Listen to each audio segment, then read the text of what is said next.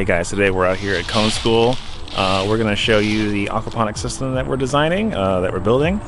We've got the groundwork laid, or we've started to get the groundwork laid, as you can probably see behind me.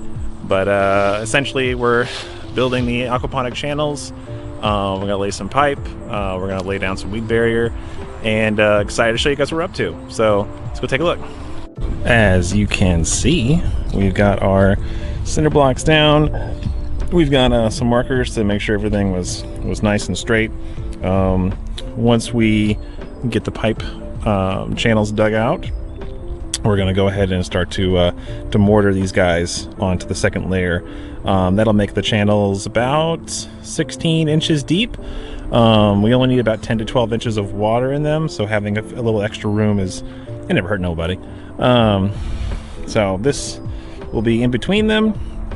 The channels are going to get fed from that end over there. Wire's going to run through here, move into the next one, and then it's going to go out down this middle section. So we're going to have, I think, 4-inch pipe.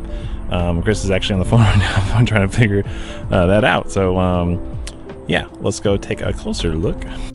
Here are our channels. We've been digging out. Billy's digging a nice trench here, and we're going to get them in between here, and the channel is going to run under there where the fish tanks are going to be at. So unfortunately we don't have any valves, but we are going to probably go pick some up either today or tomorrow. And there's a doggy. Where the stand height. Hey. So that's 4 inch. Hello. Hello. Hello.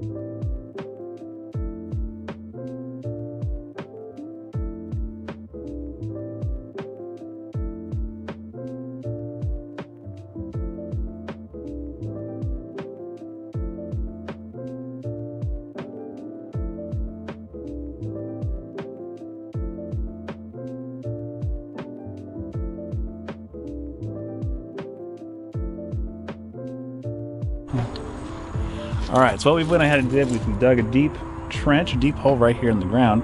The sump tank is going to go in the trench. It has to be at the lowest point in the system so the water can flow into it. Then we're going to go ahead and hook up the pump to the top of the tank to run the water to the fish tanks. So we've just been doing a lot of digging for right now, and whenever we come back, Chris is going to take over and he's going to show you how the water moves. So, be back. Hey guys, we're back at the aquaponics system here at KOAN School, and we've got some updates for you. We're going to be finishing the system up. We're not the system, sorry. We're finishing up the piping from the channels to the sump tank. And we're going to go ahead and bury some boxes to control the valves so that we can have the pipe underground but still accessible if you turn it off. And we're going to show you where we made some mistakes. So let's go take a look. So you can see our channel does not quite center with our beds. We had a cinder block right here, so we thought the beds were only as wide as right here. Turned out we were a little bit off, so we're gonna go ahead and dig this pipe out, re-dig the trench, and reconnect it. Silly mistakes, but these things happen. We've got our boxes to cover the pipe, the ball valves with. We had to cut them out a little wider there, but you know, the price you pay for perfection, right? The good thing is you can't really see the holes from above ground. So the plan is to get these in the ground, to attach the piping to the channels where the standpipe will come up, and then we're going to run, and then we're going to bury this pipe right here, and then we have to wait to get the right attachment for the IBC tote. So we got to get in touch with the company who makes it to find out how we can get an adapter to fit where that little valve right there is. So we'll see what we can get done today. So let's do a time lapse.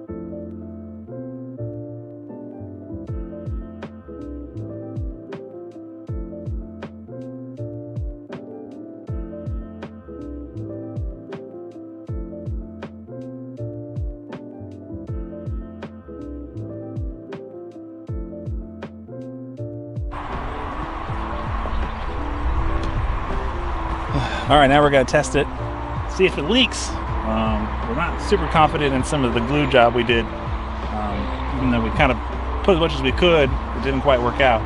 So we're gonna run some water through the system. We have elbows on each end, so it'll stay in, and we're gonna see if it leaks. So let's find out together.